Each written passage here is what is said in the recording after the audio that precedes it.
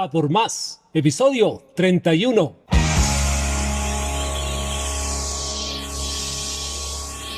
Desde Santiago de Chile para todo el mundo, www.felipetelchile.com presenta A por más, el podcast, con Felipe, el encardinador de ideas.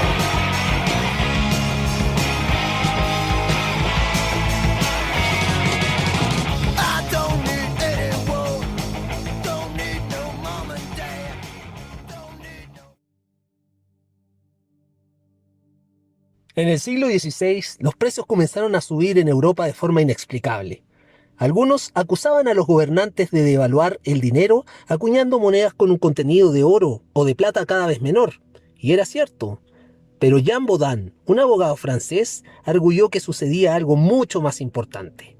En el año 1568, Bodin publicó una respuesta a las teorías que atribuían la inflación de los precios enteramente a la devaluación de la moneda.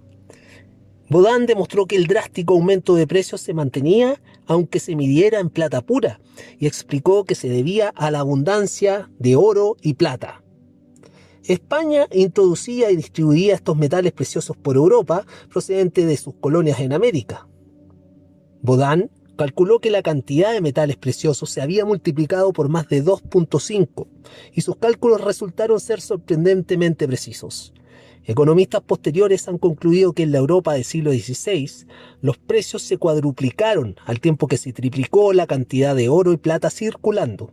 Bodin también señaló otros factores subyacentes a la inflación: la demanda de artículos de lujo, la escasez de oferta como consecuencia de las exportaciones y el despilfarro, la avaricia de los comerciantes que controlaban la oferta mediante monopolios y, por supuesto, la adulteración de la moneda por parte de los gobernantes.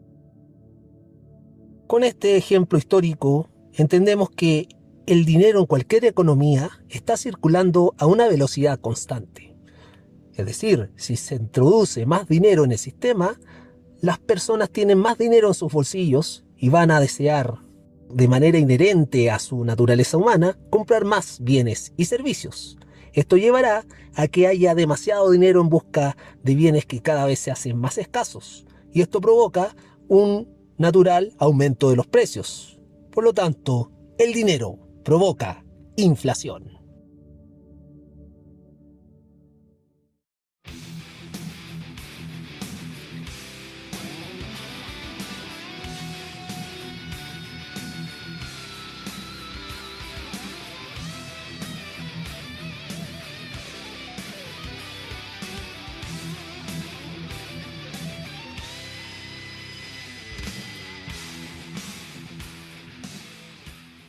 ¿Cómo se encuentran, amables oyentes? Bienvenidos a un nuevo episodio de A por Más, el podcast. Yo soy Felipe Detwiler de felipedetwiler.com. En mi sitio web encontrarás soluciones que te puedo entregar como consultor en dirección estratégica y de negocios, speaker en materias de gestión del cambio, management y liderazgo. Y también soy trainer para equipos de alto desempeño. ¿Estás preparado para este nuevo episodio, donde abordaremos un especial de economía con un tema muy relevante para toda la economía mundial en general y en especial para nuestra zona LATAM? En la región de Latinoamérica se encuentra acechada por un fantasma invisible, la inflación. Y en este episodio revisaremos particularmente la anatomía de un desastre, la anatomía de una hiperinflación. Vamos a por ello, vamos a por más.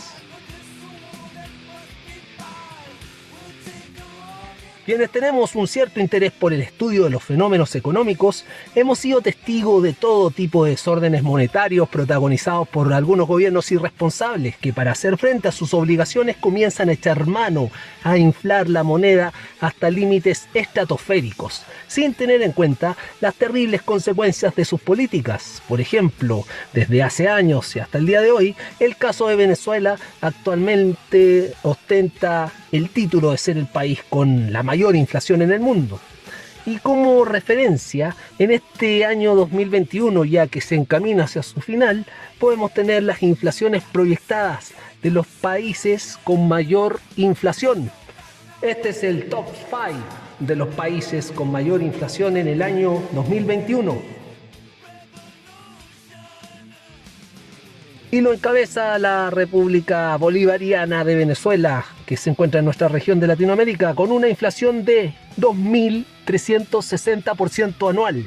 Es la mayor hiperinflación del mundo actualmente, seguida por un país africano que ha sido un caso emblemático y de estudio que más adelante les comentaré con mayor detalle. Me refiero a Zimbabue, que tiene la segunda mayor hiperinflación del mundo con un 557%. En el tercer lugar lo sigue otro país africano con un flamante golpe de estado. Apenas la semana pasada, a finales de octubre, tuvimos un golpe de estado en Sudán y con una tasa de inflación anual de 163%. Las cosas no pintan nada bien, una combinación fatal por allá en el África subsahariana. Lo sigue el Líbano con una inflación del 88%. Y nuestros vecinos de Argentina representan la inflación número 5 más alta del mundo, con una inflación proyectada del 49%, si es que no sobrepasan el 50% de inflación anual a finales de este 2021. Con esa referencia podemos empezar a aclarar, amables oyentes, qué es lo que se entiende por hiperinflación y en qué se va a diferenciar de la inflación. En principio, la inflación podemos definirla como un aumento de las existencias dinerarias de una economía, o en palabras más simples, un exceso de dinero circulando en una economía, mientras que la hiperinflación sería el aumento fuerte y prolongado de ese circulante dentro de la economía con mucho aumento de precios, de manera también galopante, sostenidos, algo que se descontrola y es muy difícil de revertirlo una vez que se desata. Esta diferenciación entre inflación e hiperinflación es imprecisa. Y por este motivo, en este episodio de A por Más, el podcast, yo voy a profundizar para que lo podamos entender en palabras simples, amables oyentes.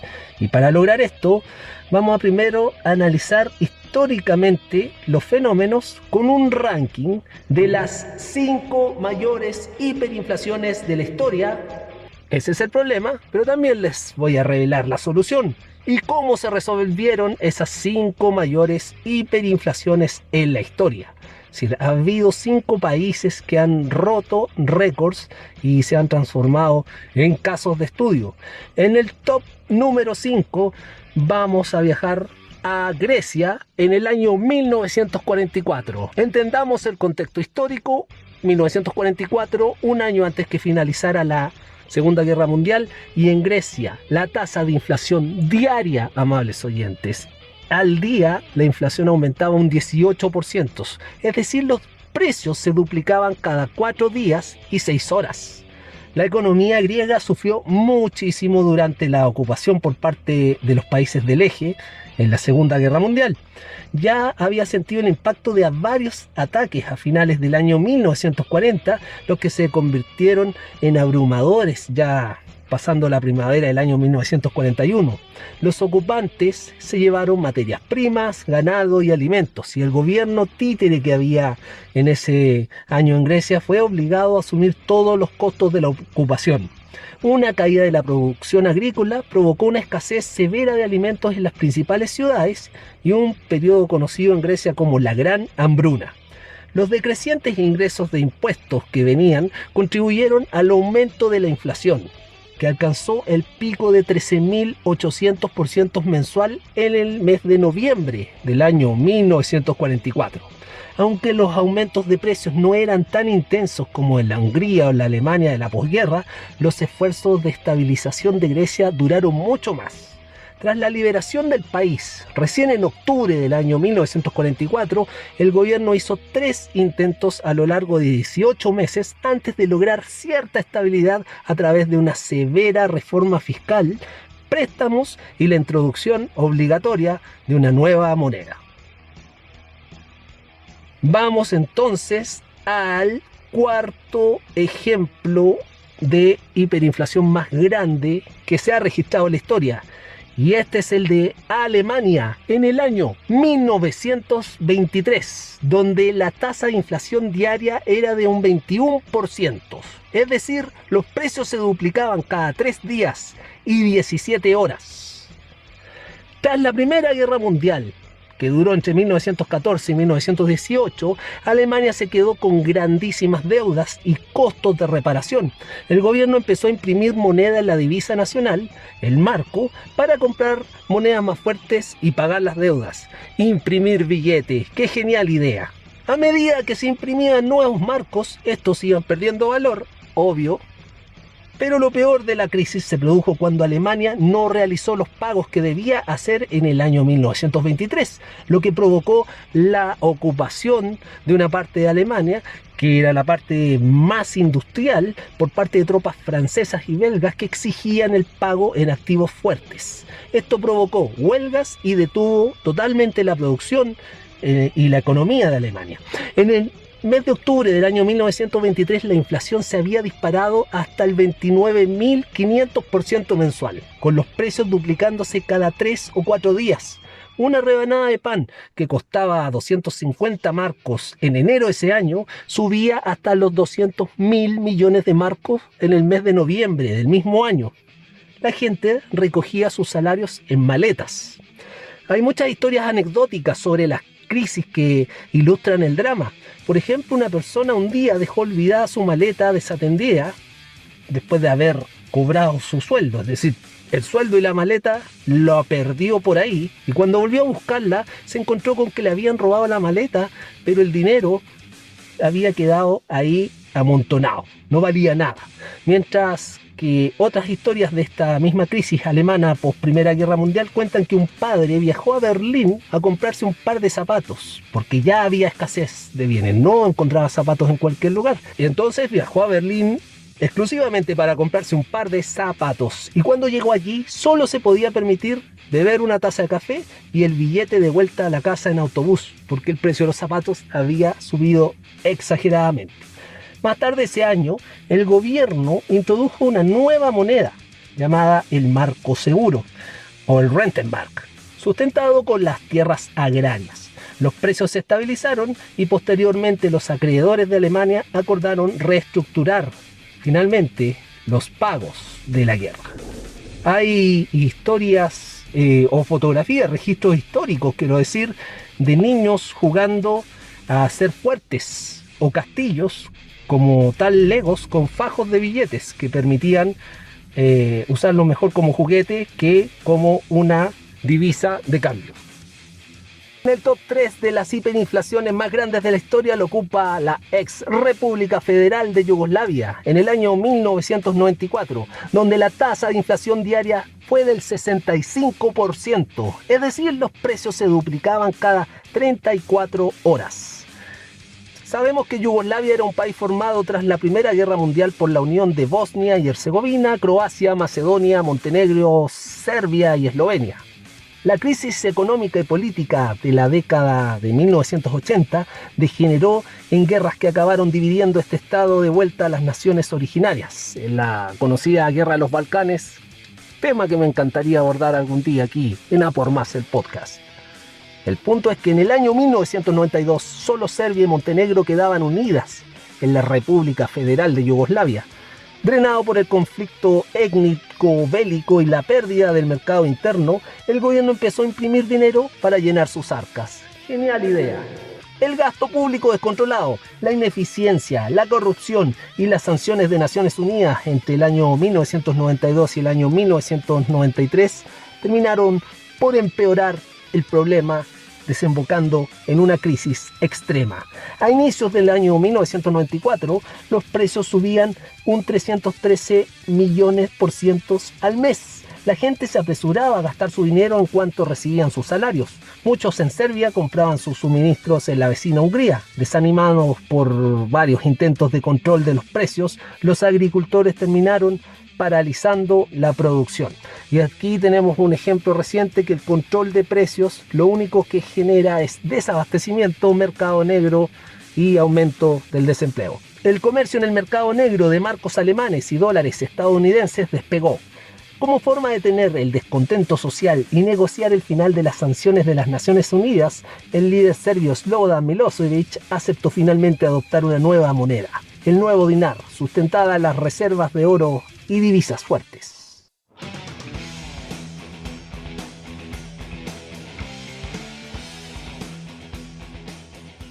Y nos acercamos a la inflación más grande registrada en la historia porque ya estamos en el número 2 con un caso emblemático. Zimbabue, año 2008. Tasa de inflación diaria, 98%. Los precios se duplicaban cada 25 horas. Es decir, un día comprabas y al otro día siguiente valía el doble. Aquí tenemos, de hecho, el flyer de este episodio del podcast ocupó el mítico billete de la reserva del Banco de Zimbabue con la denominación más alta que yo al menos he visto en un billete impreso, que es 100 trillones de dólares de Zimbabue. Así que atentos en las redes cuando vean el flyer, el póster de este episodio número 31 de Apple Más el Podcast. Estarán viendo en el centro el famoso billete de 100 trillones de dólares de Zimbabue. La solución contra la hiperinflación finalmente fue dolarizar la economía, pero esto partió antes, tras la aplicación a finales de los años 90 con una reforma agraria polémica que incluía expropiar todas las tierras que pertenecían a los hacendados blancos. Zimbabue sufrió un agudo declive agrícola. La situación siguió empeorando debido a una costosa intervención que tuvo Zimbabue en la Guerra del Congo en el año 1998 y a los efectos de las sanciones que Estados Unidos y la Unión Europea le impusieron en 2002 al gobierno del entonces presidente Robert Mugabe. En los años siguientes los precios empezaron a subir. En noviembre del año 2008 la inflación había alcanzado una tasa mensual de 79 billones por ciento. Esto es una locura. Las tiendas incrementaban los precios varias veces al día. Esta caída económica se tradujo para la población en frecuentes recortes de agua y energía. Había colas en los bancos, había colas en las gasolineras, había una grave escasez de comida en los supermercados. Hay historias que cuentan que una persona entraba por un precio a hacer una fila interminable y cuando llegaba recién a comprar a la caja el precio se había duplicado. Era una total locura. De hecho, muchos cruzaban la frontera a Sudáfrica o al país africano de Botsuana para comprar bienes de primera necesidad, y el dólar estadounidense y el rand sudafricano se convirtieron en las divisas de facto. En el año 2009, el famoso Banco de la Reserva Nacional de Zimbabue dejó de usar el billete de 100 trillones de dólares y adoptó la moneda estadounidense y la sudafricana como moneda corriente. Es la gran solución, lo que hemos visto también en muchos países latinoamericanos que terminan por dolarizar su economía como moneda corriente. Y llegamos al número 1, el caso histórico extremo con la hiperinflación más grande registrada en la historia de la economía moderna. Me refiero a Hungría, año 1946. Posguerra de la Segunda Guerra Mundial. Tasa de inflación diaria, 207%. Los precios se duplicaban cada 15 horas. En julio del año 1946, la inflación en Hungría alcanzó un nivel impactante. Este número me cuesta leerlo por la cantidad de ceros que tiene, pero como lo practiqué antes, es 41.900 billones por ciento. Es el peor caso de hiperinflación que haya quedado registrado. Como les decía, los precios se duplicaban cada 15 horas, el valor del dinero que los húngaros tenían en la cartera cada mañana quedaba reducido a la mitad por la noche, sin importar cuánto fuera. El billete más alto era el de 100 trillones de penges, que era el peng, era la moneda corriente en esa época. La Segunda Guerra Mundial había borrado el 40% de la riqueza de Hungría. El 80% de su capital, Budapest, estaba destruida. Las vías férreas y las carreteras habían sido bombardeadas y el gobierno tuvo que pagar una indemnización millonaria después del conflicto. El país realizó varios intentos de reanimar la divisa que llevaron a que los ciudadanos dejaran de referirse a los billetes según su valor y pasaban a diferenciarlos solamente por su color. El 1 de agosto de 1946, el gobierno adoptó un programa de estabilización radical que incluyó una reforma tributaria drástica, la recuperación de las reservas de oro que habían sido trasladadas al extranjero y la introducción de una nueva moneda, el florín húngaro, respaldado por sus reservas de oro y divisas extranjeras. El florín se estrenó con un valor de 400.000 cuatrillones de penges cada uno.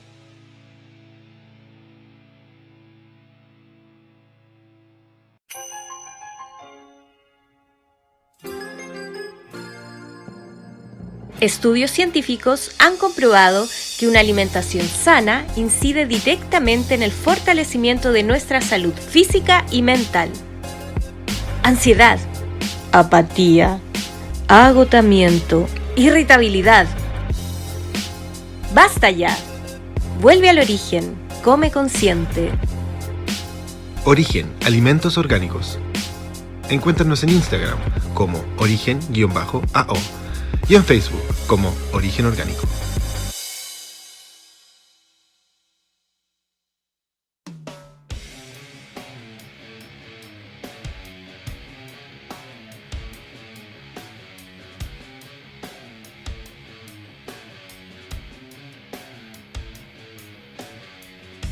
Y después de este ranking impresionante de las mayores hiperinflaciones registradas en la historia, quiero hacer el alcance, que sin embargo antes hay que entender ciertos detalles prácticos que inciden en cómo se puede controlar el inicio de una hiperinflación, que es con la simple inflación, de la que tanto se está hablando últimamente a nivel mundial.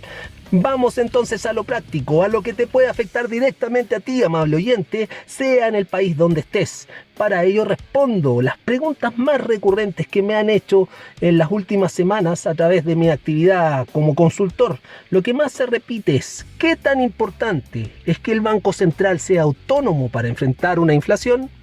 El Banco Central es un ente clave, porque el fenómeno de la inflación no es algo que se maneje. La inflación no es un dato que se determine a través de la autoridad, sino que es un efecto económico. En este caso, es la pérdida del valor adquisitivo del dinero. Y esto se produce porque en la economía pasan ciertas cosas, ya sea que sube el precio del dólar y suben las cosas que nosotros importamos, como los autos o como los electrodomésticos. O pasa también porque la oferta no es capaz de satisfacer la demanda o porque no subieron los precios de los combustibles necesarios para producir estos bienes de consumo. La inflación, así como otras variables económicas, se mueven producto de lo que pasa en la economía en general. La política económica contempla una serie de variables que son muy difíciles de controlar, y por eso ocurre que en muchos países del mundo se ha optado porque el Banco Central tenga una misión única y clara, que es el control de la inflación. Al menos aquí en Chile todavía tenemos un Banco Central autónomo con esta misión única y clara. El fenómeno es muy perverso y cruel, sobre todo con las familias, porque es frustrante para quienes reciben su sueldo y no les va alcanzando para lo que necesitan. En el caso de Chile, en alguna época llegó a tener una inflación de hasta el 500% a comienzos o antes de la mitad de la década de los años 70. Esto significa que los productos podían valer hasta 5 veces más de lo que costaban el mes anterior. De esta manera, el Banco Central se pone como meta tratar de encauzar la inflación con distintas herramientas. Es súper importante mencionar también que la institución no tiene herramientas para afectar los precios directamente o para afectar la producción, sino que tiene ciertas herramientas monetarias, por ejemplo la compra o venta de pagarés, para ir dando señales e ir suavizando lo que va pasando con la economía, es decir, a través de la política monetaria. Y yo me atrevería a decirles, amables oyentes, que el Banco Central de Chile es una entidad absolutamente técnica y como no está permeada por alguna ideología política, tiene una meta súper clara e independiente. Y eso es muy sano para una economía, porque hasta ahora ha podido cumplir bien su rol como Banco Central, controlando la inflación y evitar que ocurran cambios extremadamente bruscos. Otra pregunta que me han hecho de manera recurrente es comparar a Chile con otros países de la región, donde me escuchan en Colombia, en México, en Argentina. Podría también dar un pequeño brief. Sabemos que Argentina tiene una inflación interanual entre mediados del año 2020 y a mediados de este año 2021 de alrededor de un 50%. Brasil está cercano al 10% de inflación anual. Las personas en Argentina, si ganan lo mismo que el año pasado, ahora pueden comprar la mitad de las cosas. Y eso es muy complicado para una familia. Se trata de un caso excepcional, porque en Argentina particularmente mucho tiempo se ha observado que recurren a controles de tipos de cambio o controles de la producción. Y todo eso genera inevitablemente trastornos en la economía. Y ese caso llevado a que la inflación hoy en día sea tan grande en nuestro vecino país de Argentina, a quienes les mando un afectuoso saludo. Tengo muy buenos amigos y amables oyentes por allá. Brasil es un caso importante para los países de la región porque es un país tremendamente productivo y exportador. Y en el caso de Chile también muchas de nuestras importaciones vienen desde allá, como la carne, los alimentos o los vehículos. Si en Brasil suben los precios, implica que cuando importemos, por ejemplo, automóviles, estos van a venir más caros sin considerar el tipo de cambio. En el caso de Uruguay y Paraguay están en inflaciones en torno al 7.4 y al 6.4 respectivamente. Y México está cerca del 6% de una tasa anual de inflación. Esa es nuestra relación con los países que componen la región de Latinoamérica. Otra pregunta también que me hacen ya de corte más doméstico es que ¿en qué me afecta la inflación si yo quiero adquirir mi casa propia? Y hay dos efectos. Primero, en la medida que aumenta la inflación, aumenta el valor de la unidad de fomento, que en Chile es la unidad para aislarse de la inflación. Es una unidad por la cual se hacen cobros y que va ajustándose a través de las variaciones del índice de precio del consumidor. Es decir, en términos nominales, la UF es la misma unidad monetaria, pero en términos reales esta va afectándose por el ajuste con la inflación. Y con la unidad de fomento es con la que se entranza el valor de este tipo de inmuebles. Es decir, quienes están pagando un dividendo mes a mes con base en una unidad de fomento, ven cómo va subiendo el precio de su dividendo, porque el valor de la unidad de fomento aumenta de acuerdo a la inflación. Cuando vamos a ir a comprarnos una casa, si bien el valor en unidades de fomento no va a cambiar en términos nominales, en términos reales, que es lo que manejamos las personas a día, como con el peso chileno, sí va a ser más caro. Hay otro efecto en las tasas de interés, que es una de las herramientas que tiene el Banco Central para tratar de reorientar la inflación. Recordemos que el dinero que nosotros usamos no tiene un valor intrínseco como el oro, por ejemplo, sino que tiene un valor que le da la propia economía a través de la confianza que las personas tienen en la moneda. El Banco Central lo que hace es que sube la tasa de interés de sus préstamos cuando los otorga instituciones financieras o bancos comerciales. Si el Banco Central decide subir la tasa de interés, existen mayores incentivos para ahorrar. Decir que hay más incentivo al ahorro es lo mismo que decir que tenemos menos incentivo a consumir. En la medida que se logra bajar o controlar el consumo, se va a ir controlando la inflación. Cuando el Banco Central sube la tasa, también tiene efectos en la tasa de largo plazo, que es la que usan los bancos para los créditos hipotecarios. Quienes están saliendo a comprarse una casa donde las tasas han subido, han visto que respecto al año pasado los dividendos le van a salir más caros porque van a tener que pagar, además, más intereses. Y la otra pregunta, ya que es muy popular, ¿qué ocurre con la persona que quiere comprarse un auto? Primero que todo, es una pésima decisión porque como los autos son importados, suben primero porque suben en su país de origen. El costo de producción aumenta, donde también se compran en dólares. Un auto que costaba $10.000, por ejemplo, el año pasado, en cualquier país productor de la región, este año puede estar costando $11.000, solo por los problemas en el lugar de origen de la fábrica. Además, si acá en Chile el tipo de cambio sube, o en tu país sube, y es lo que ha pasado durante todo este año en todas las regiones, que ha subido en promedio un 10%, finalmente se suman a este efecto las alzas de tipo de cambio, el alza de los costos de producción y terminan subiendo mucho más en el precio que estás pagando tú como consumidor. Y eso lo hemos visto en los precios de los automóviles que han subido este año en el mercado chileno. Como los autos cambian de año comercial en septiembre, al menos en Chile, en agosto antes había grandes campañas comerciales para terminar con los stocks del año anterior. Este año 2021 no ocurrió porque no hay disponibilidad de vehículos y hay problemas también en la cadena logística de transporte internacional. Incluso hay listas de espera para comprarse un vehículo. Al igual que el sueño de la casa propia, ahora sería mejor, amable oyente, que te pongas a ahorrar y esperar a que este escenario convulsionado de tendencia inflacionaria esté un poco más estable.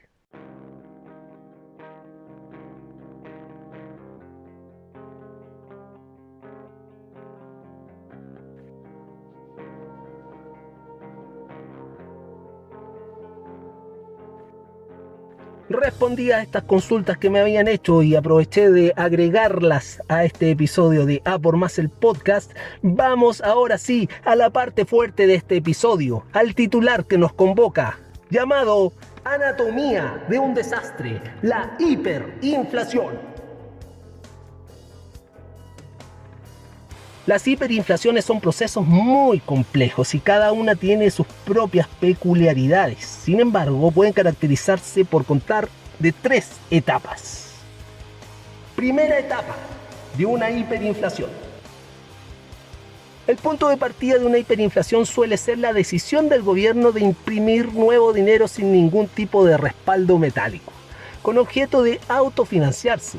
De esta forma, el gobierno puede ahora hacer frente a sus obligaciones y gastos sin tener que subir los impuestos.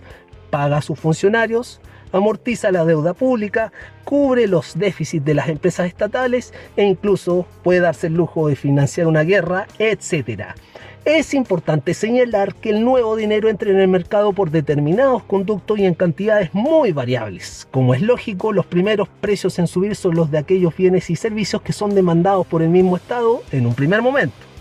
Los productores de estos bienes y servicios ven cómo sus retribuciones aumentan y estos a su vez utilizan este dinero nuevo para comprar otros bienes y servicios en el mercado y consecuentemente los precios de estas mercaderías demandadas en una segunda oleada por el nuevo dinero también comienza a elevarse.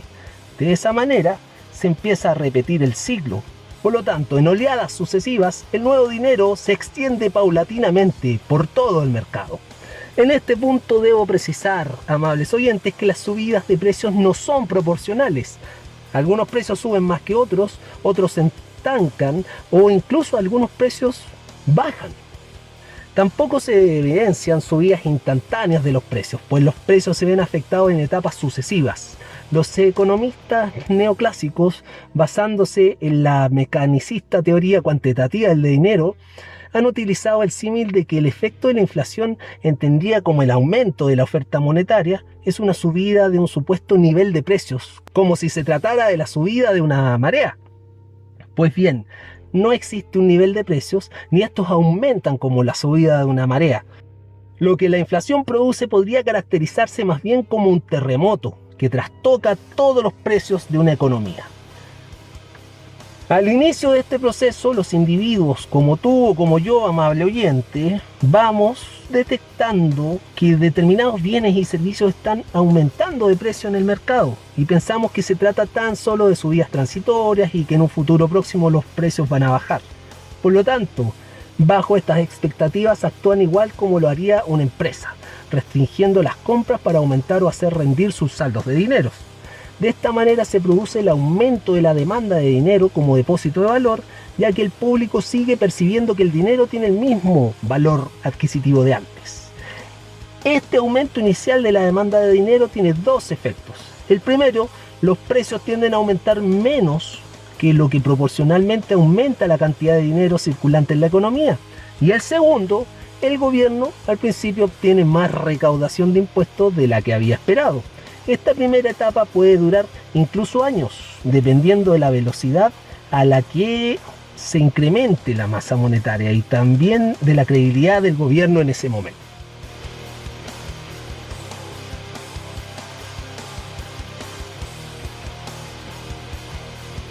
Segunda etapa de esta anatomía del desastre: camino a la hiperinflación. Sin embargo, llega un momento en que las masas despiertan súbitamente y se dan cuenta de que la inflación es una política deliberada que el gobierno utiliza para financiarse y que proseguirá sin interrupción. La estrategia de los individuos cambia de inmediato. el público intenta defenderse de la inflación tratando de canjear sus existencias monetarias por bienes reales, los necesiten o no. La gente se da cuenta de que sale ganando más si compra hoy en vez de esperar al futuro, cuando el poder adquisitivo de la unidad monetaria devaluada será mucho menor. Por lo tanto, la demanda de dinero como depósito de valor se desploma. La unidad monetaria ya no sirve para conservar el valor a largo plazo, y los bienes que son usados como valor refugio en una hiperinflación pueden ser de lo más variado: el trigo, bebidas alcohólicas, madera, ropa, etc.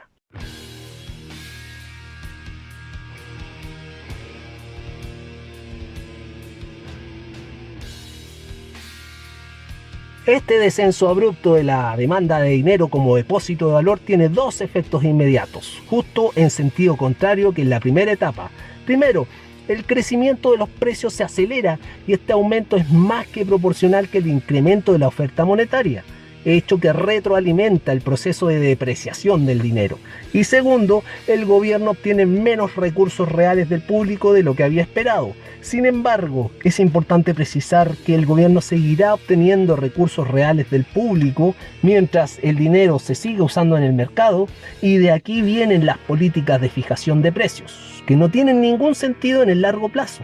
Al contrario, solamente, como ya les dije, generan desabastecimiento y mercado negro, y también desempleo. No obstante, esto le da tiempo al gobierno que administra esta hiperinflación el poder seguir obteniendo lo que se pueda todavía del consumo de su pueblo a través de los impuestos.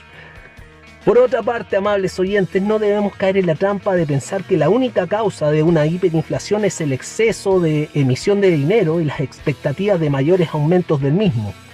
El precio del dinero, es decir, su poder adquisitivo, también viene determinado por su calidad como activo, que puede conservar el valor a lo largo del tiempo.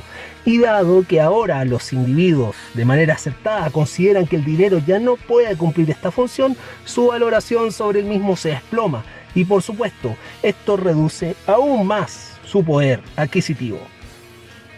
Por lo tanto, como podemos ver ya este desastre, la demanda de dinero como depósito de valor se va reduciendo a cero.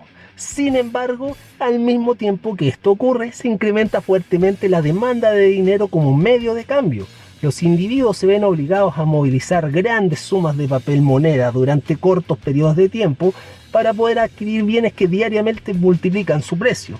Hay imágenes que ilustran muy bien este fenómeno, como les comentaba, la inflación en Zimbabue, donde una persona carreaba por las calles una carretilla llena a tope de fajos de billetes que le van a servir para comprar solamente un huevo. O la foto clásica de la mujer alemana que en la hiperinflación del año 1923, esta mujer arrojaba montones de fajos de billetes a una chimenea porque era más barato quemar el papel moneda que comprar el alto precio que tenía un par de leñas. Estos ejemplos reflejan que los precios crecen tan sumamente rápido que el dinero existente en la economía es insuficiente para vaciar los mercados. Es decir, la incesante emisión de dinero por parte de un gobierno irresponsable ya no es capaz de seguir el astronómico aumento de los precios de los bienes y servicios, y en consecuencia no hay suficientemente dinero para realizar las transacciones mercantiles diarias. Así se producen enormes quejas respecto a la escasez de dinero en la economía, y el gobierno responde ante esta escasez emitiendo un ritmo creciente más y más circulante que nunca va a ser suficiente para vaciar los mercados. Si te parece poco todo este desastre que te estoy describiendo en la segunda etapa, prepárate para la tercera etapa de la anatomía de un desastre económico. La tercera etapa es el colapso económico con la hiperinflación.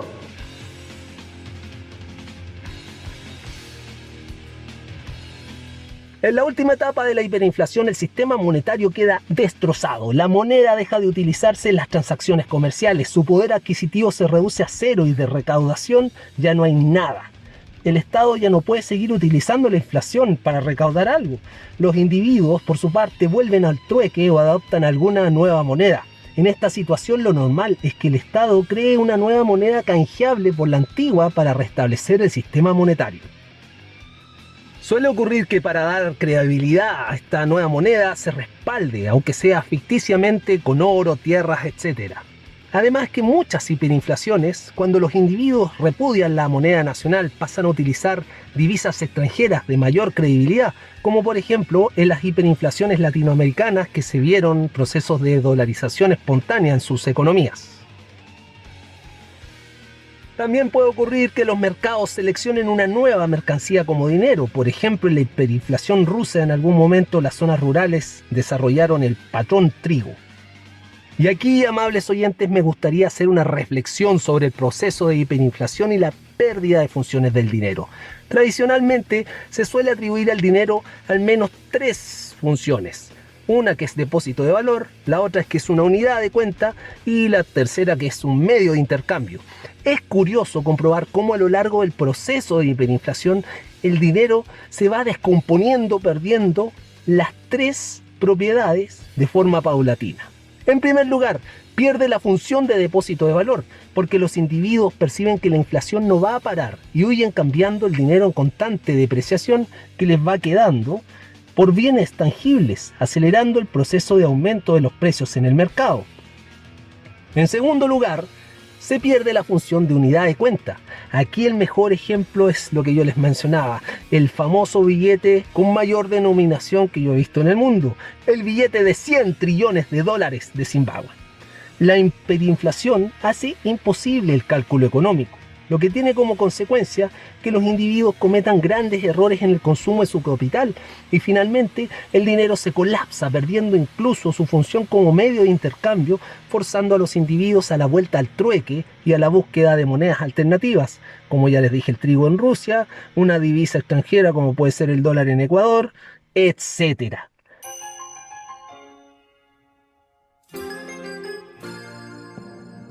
Estudios científicos han comprobado que una alimentación sana incide directamente en el fortalecimiento de nuestra salud física y mental.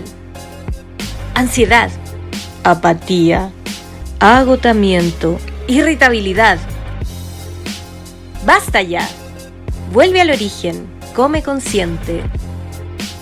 Origen, alimentos orgánicos. Encuéntranos en Instagram como origen-AO y en Facebook como Origen Orgánico.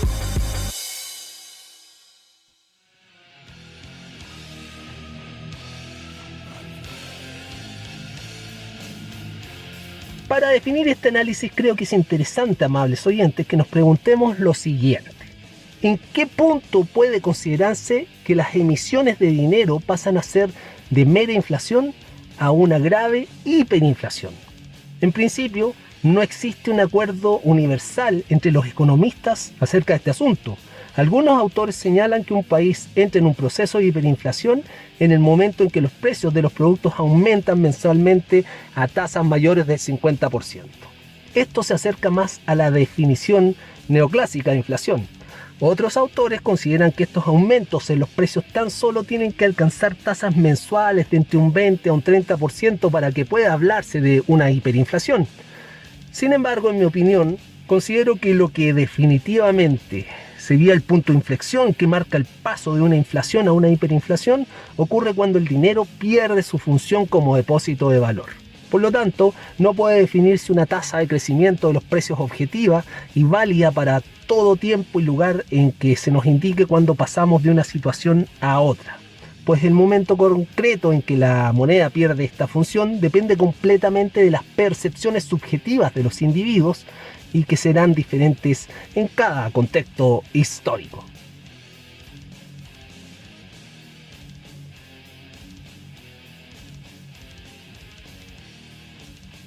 En resumen, no hay una tasa técnica de crecimiento de los precios que delimite el momento exacto en que se puede hablar de hiperinflación, sino que los procesos hiperinflacionarios, sea el ruso, el alemán, el chileno, el actual venezolano, el de Zimbabue, el de Sudán, el del Líbano, el de nuestros hermanos argentinos, comienzan en sentido estricto cuando sus respectivas sociedades perciben que el dinero ya no es un activo seguro para conservar su riqueza y responde adoptando estrategias para sobrevivir en esta situación de caos y colapso monetario.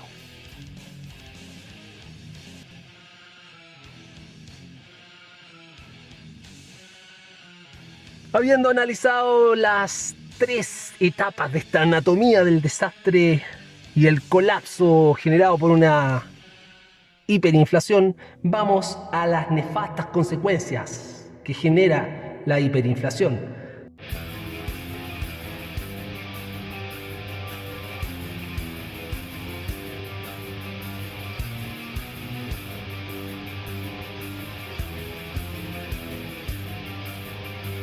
Primero, hay un empobrecimiento generalizado. La continua devaluación del dinero hasta su extinción provoca la desintegración de todo el sistema económico. El mercado nacional desaparece y la producción se detiene. La pobreza, la escasez y el desempleo se extienden por toda la economía, ocasionando muchas penurias y sufrimiento en las familias. La inflación lleva a la mala inversión generalizada de los recursos de una economía, originando a una estructura productiva absurda, despilfarradora, antieconómica y alejada de las verdaderas necesidades y capacidades económicas de una sociedad. Otra externalidad negativa nefasta que genera una hiperinflación es que los salarios reales se desploman. Los precios crecen más rápido que los salarios, provocando importantísimas pérdidas de poder adquisitivo a los trabajadores. Este efecto es especialmente dramático para los empleados públicos, a quienes el ajuste salarial siempre les va a llegar más tarde si es que les llega. También se hace imposible realizar cálculo económico alguno.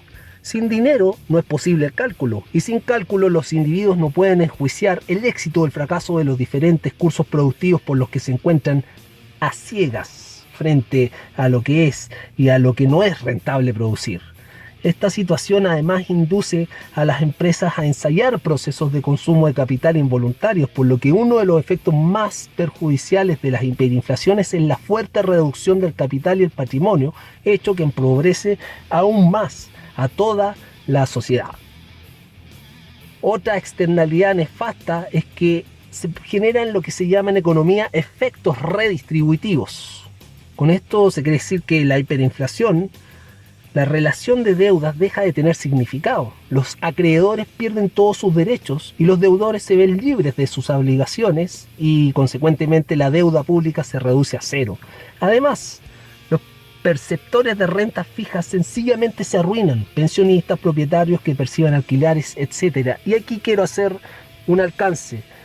En Chile hay administradoras de fondos de pensiones y se puede elegir multifondos, desde los más riesgosos hasta los más conservadores. Los fondos más conservadores son los que más han perdido con toda esta tendencia inflacionaria, porque son basados en instrumentos de renta fija. Por lo tanto, el efecto redistributivo que estoy explicando desde la teoría lo pueden ver en consecuencia en la práctica las personas que están a punto de jubilar en los fondos más conservadores que se basan en renta fija. A lo largo del proceso de hiperinflación los tipos de interés se disparan, pero suele ocurrir que el mercado crediticio no logra seguir el crecimiento de los precios y finalmente desaparece debido a las pérdidas en que incurren todos los prestamistas. Y otro efecto es la financiación del Estado. La hiperinflación provoca que la recaudación de impuestos deje de tener sentido. Durante el proceso, el camino para la financiación estatal pasa por imprimir dinero a tasas cada vez más aceleradas, y algunos gobiernos también recurren a incautaciones físicas de recursos o exprópiese, a exigir impuestos en especie. Sin embargo, la mayor parte suele realizarse mediante la emisión del dinero. Por lo tanto, en el momento en que el público repudia el dinero estatal, esta fuente de financiación se termina. Probablemente este es el motivo más poderoso por el que los gobiernos deciden introducir una nueva moneda para poder seguir financiándose de una forma regular.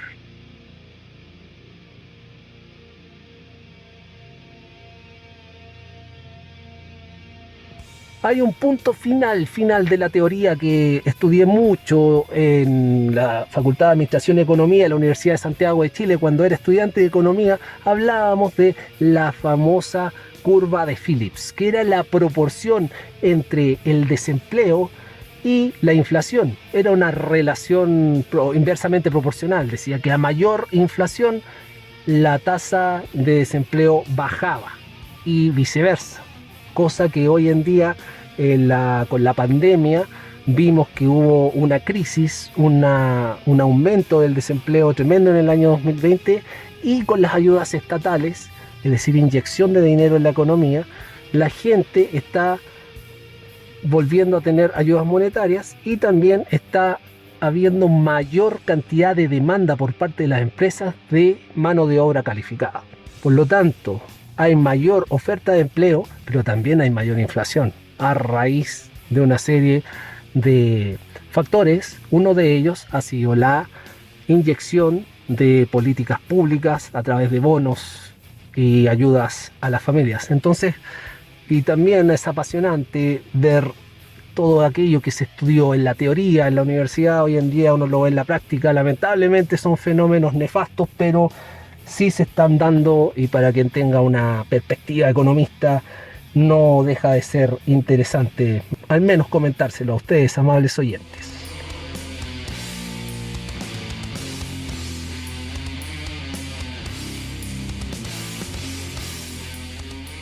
¿Y cómo quedaron, amables oyentes, después de esta historia de terror? Lamentablemente ha sido realidad en muchos países de nuestra región. A todos nos ha tocado en algún momento, como economías locales, en la historia haber recibido el azote de alguna hiperinflación o tener que lidiar silenciosamente con la inflación y tratar de controlarla en el día a día.